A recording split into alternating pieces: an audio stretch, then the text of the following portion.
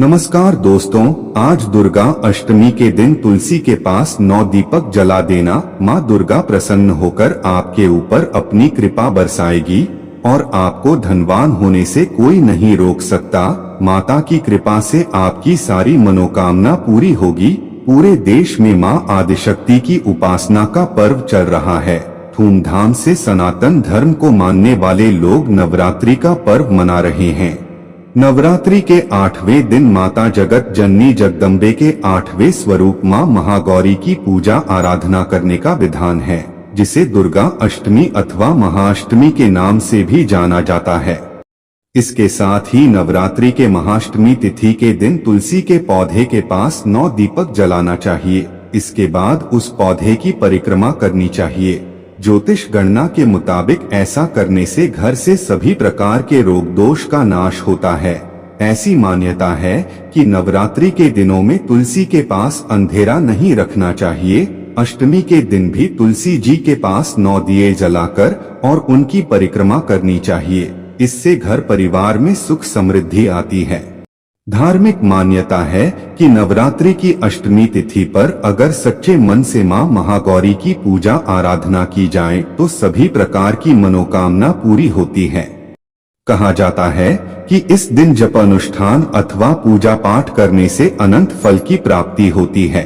मां महागौरी को ममता की मूरत भी कहा जाता है।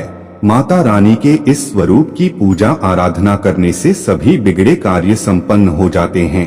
ज्योतिष शास्त्र के अनुसार अगर आप जीवन में तरक्की पाना चाहते हैं, जीवन में धन की प्राप्ति करना चाहते हैं, तो फिर इस दिन कुछ खास उपाय करने से माता रानी की कृपा बनी रहती है। नवरात्रि की अष्टमी तिथि है खास। अयोध्या के ज्योतिष पंडित कल्की राम बताते हैं कि नवरात्रि की अष्टमी तिथि बहुत महत्वपूर्ण मानी जाती है। इस दिन माँ दुर्गा के 8वें स्वरूप की पूजा आराधना की जाती है। इस दिन कुछ खास उपाय करने से जीवन में आ रही तमाम परेशानियां दूर हो सकती है। कहा जाता है माता का 8वां रूप ममता की मूरत होती है। महाअष्टमी के दिन करें ये उपाय। अगर आप महाअष्टमी के दिन माँ दुर्गा को लौंग और लाल फूल अर्पित करते हैं तो माता रानी जल्द प्रसन्न होती है।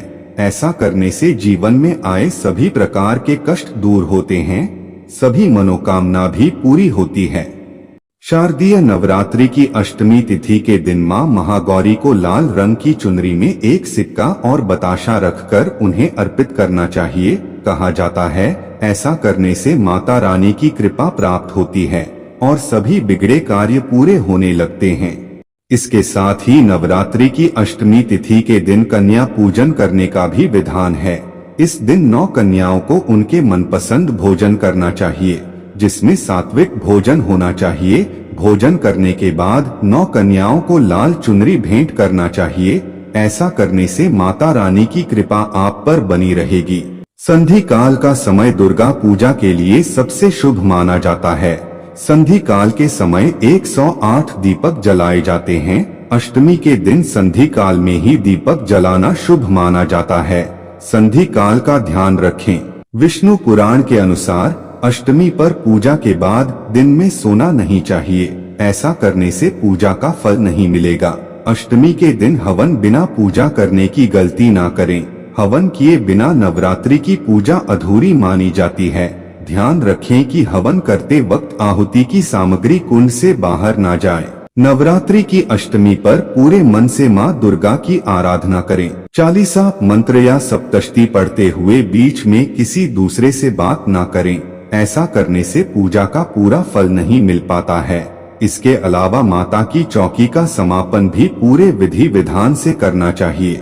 अगर आपने अष्टमी का व्रत रखा है तो नवमी के दिन कन्या पूजन से पहले कुछ भी ना खाएं। कन्या पूजने और उन्हें विदा करने के बाद ही पूरे विधि से व्रत का पारण करना चाहिए। इससे माता रानी की कृपा बनी रहती है और उनका आशीर्वाद प्राप्त होता है।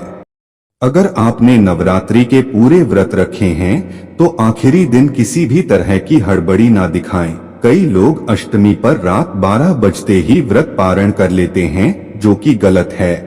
नवमी के दिन सुबह पूरे विधि विधान के साथ ही व्रत खत्म करें। इस दिन दुर्गा सप्तशती का पाठ करने के बाद पूरे विधि से हवन करें। और कन्याओं को भोजन कराने के बाद ही इसका समापन करें। नवमी के दिन लौकी खाने की मनाही होती है। अगर नवमी गुरुवार को हो तो इस दिन केले और दूध का सेवन भी नहीं करना चाहिए। अष्टमी पर नीले या काले रंग के वस्त्र पहनने से बचें। इस दिन पीले या लाल रंग के वस्त्र पहनना शुभ होता है। तो दोस्तों, वीडियो पसंद आई हो तो वीडियो को लाइक करें और धन्यवाद वीडियो को अंत तक देखने के लिए।